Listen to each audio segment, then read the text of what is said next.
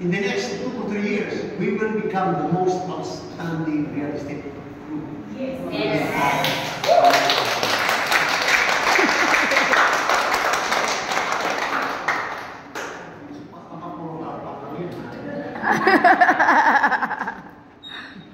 That should be our aspirations. Now, the secret is not just in the recruitment. No. The secret is first, not in the recruitment, but in the retention. Oh, correct. Good. Kasi recruiting is useless if we keep on losing. Correct. Correct, sir. Perfect. Good. So the question I have is, what would it take? How would you think differently so that you can retain people? You have to be principled. Value people. Take care of your people.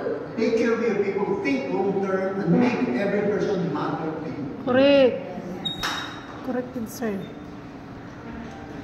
Not to reduce but to improve.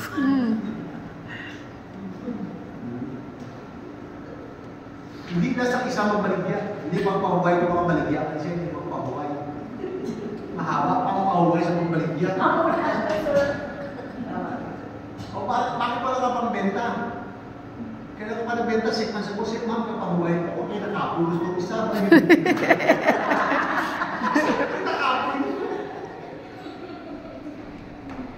So you know what?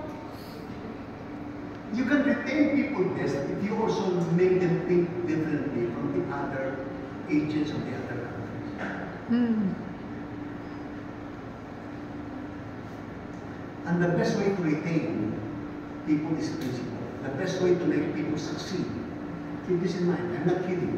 The best way to keep people succeed long term is not to motivate them to sell based on incentive, but motivate them to sell what is right for the customer. Correct.